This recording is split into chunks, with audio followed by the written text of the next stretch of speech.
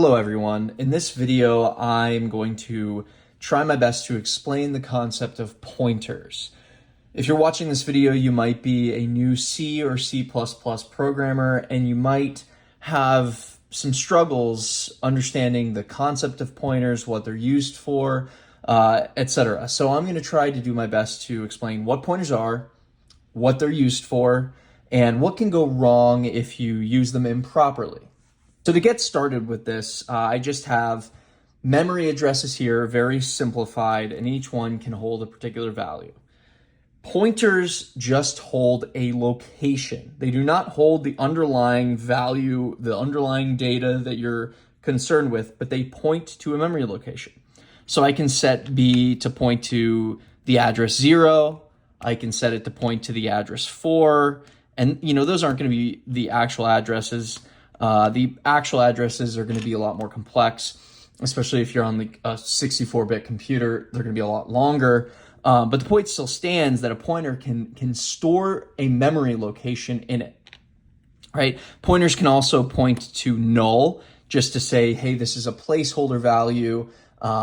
This is a memory location we don't want to dereference. And when I say dereference, I mean we don't want to look at the underlying value there. It's just a placeholder for our pointer. And that lets the programmer know, okay, don't dereference this, don't look at the value, because it might be invalid. So with the knowledge that pointers store locations, how can we use this, right? So let's say I declare a variable, something like a is equal to 3 of an integer type, and I want to pass a in some way to a function that changes its value.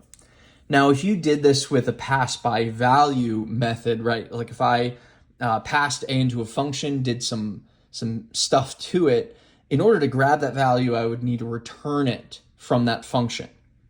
But if I pass a pointer, if I pass the memory location of a, I can get the function to actually change that variable a under the hood without having to return anything, without having to do anything else. So to identify this, let's say if I declare this variable, then in memory somewhere, I'm going to have the value 3 stored. So maybe it's stored at memory location 4, right? So this is A. And then I want to pass the pointer in, right? So first I need to set my pointer B, right? So let's say B is an integer pointer, and I want to point it to the memory location 4, which represents the location that A is stored at. And I can pass B into my function, basically telling the function, hey, here is not an integer, but is a location that holds an integer value. And then in my function, I can basically look at B, I can see, okay, it's not null, so I can dereference it, I can look at the underlying value, and I can change it, right? So maybe I want to change it, I do some math, I update it to, let's say, the value 8. Right, so after my function concludes, I decide that it's going to have that value 8, and then A actually will just get updated under the hood, right? So this memory location will have the value 8, and A will then also have the value 8 after the function returns.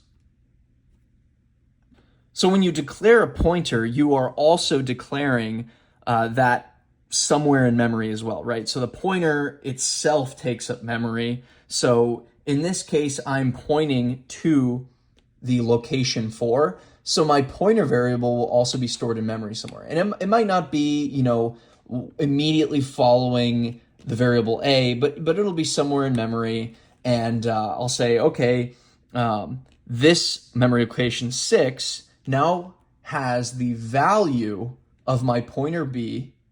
That value is itself a memory location which stores the value 8, which is the value of A, right? So pointers can point to memory locations on the stack, so locally, right? Like, so if I declare a variable A inside of my function, I can take the address of A and I can set a pointer to that. Pointers can also store the value of dynamically allocated memory. So from like malloc or calloc, if you want to allocate something on the heap, I can point my pointer to that. I can also have two-dimensional pointers. So I can have a pointer that points to another pointer. So in this case, let's say I have another pointer and I call it C, right? So C, I can point right here to the memory location 6, right? So I can point it to the address of B, my other pointer.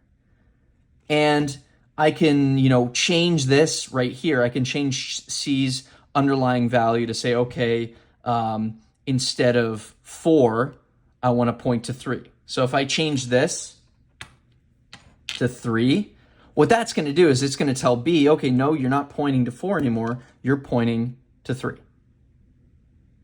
Right? Because 6 represents the memory location for my pointer B. Similarly, I can go through a chain. I can say, okay, let's look at the variable C, which is a double pointer. I'm going to dereference it. So I'm going to look at the value stored at its memory location of 4.